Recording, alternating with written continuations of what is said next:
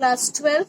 Today we will start a new chapter, Evolution, which deals with origin of life and evolution. So first we will talk about the theories that explain the origin of life.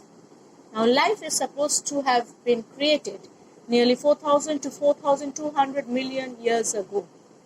And the origin of life is also termed as biopoiesis. This has been explained by several theories. The first theory of special creation, which tells us that the Almighty God created everything, including the earth, stars, planets, animals, microbes, and even human beings. Next comes theory of catastrophism, which tells us that the end of each age or each era, most organisms die, while at the beginning of the next new age, they are recreated by the Almighty. And all such deaths are caused by natural calamities or natural catastrophes. Next, Mozart Theory, which explains the hypothetical origin of life from outer space. This cosmozoid theory was later modified as the theory of Panspermia, which explains that life came to Earth from other planets in the form of minute spores and microbes. They were termed as Panspermia. Theory of Abiogenesis, which tells us that non-living substances like soil, dew drops, they gave rise to living beings, which you can understand is unacceptable. Next comes theory of biogenesis, which tells us that life comes from pre-existing living forms. And this was proved experimentally by Redi, Spallanzani, and Louis Pasteur. And finally, we come to theory of chemical evolution, also known as chemogenesis, which tells us that the first living forms came from inorganic substances that were present in the primitive atmosphere of Earth. This theory is the last acceptable theory, and we will come to the details of the theory of chemical evolution.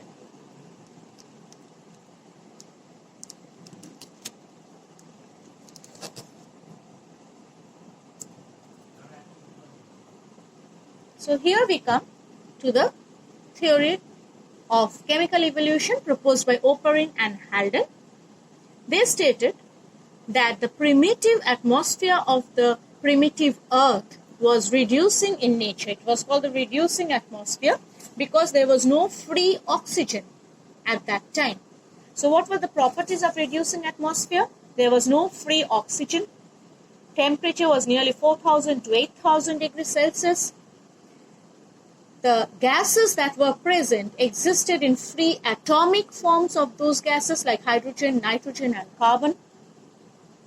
Energy was present in the form of solar energy, lightning, cosmic energy, and there was constant alternate condensation and evaporation.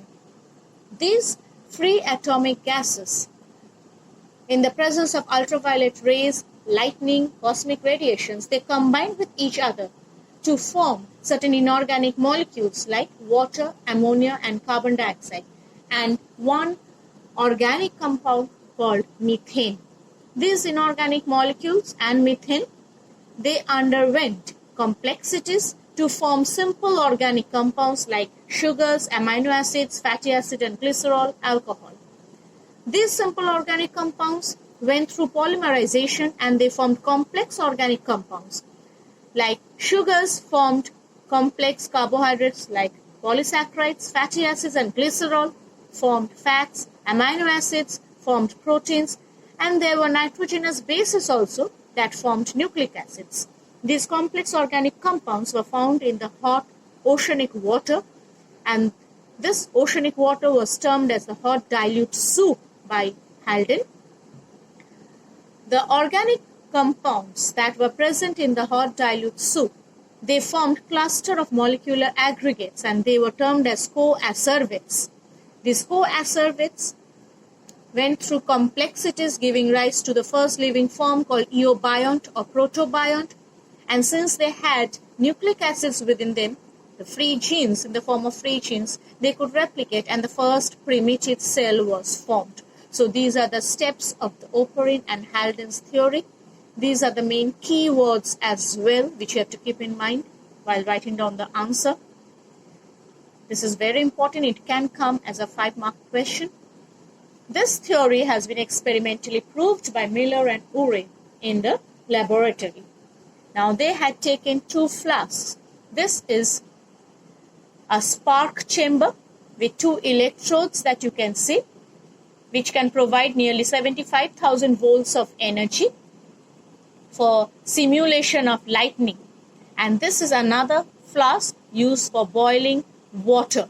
It contains water which is heated. Water vapor moves up through this tube, passes through this tube and enters this spark chamber.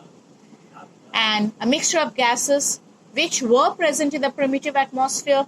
This mixture of gases, methane, hydrogen and ammonia, were combined and inserted into this chamber. Water vapor went through this tube. So now we have all these gases here in this chamber. In the presence of the electrode, there were electric sparks which were similarized with the lightning process here. And in the presence of electric spark, 800 degrees Celsius temperature, nearly after 18 days, certain complex organic molecules were formed. They passed through a tube which was surrounded by a condenser. The vapor condensed into tiny droplets and were collected here. This is known as the trap. So the mixture was collected here, and later the products were extracted and identified through chromatography. Miller was able to identify nearly 15 amino acids here, like glycine, alanine, aspartic acid, and organic acids like lactic acid, succinic acid, and purine, like adenine. So here it was proved that from inorganic gases, in the presence of electric spark and high temperature, organic molecules were finally formed, like amino acids. Similar to here also we find amino acids formed from inorganic gases. So this is an experimental proof of Oparin and Haldan's theory. This is also very important when chemical evolution is dealt with. Thank you.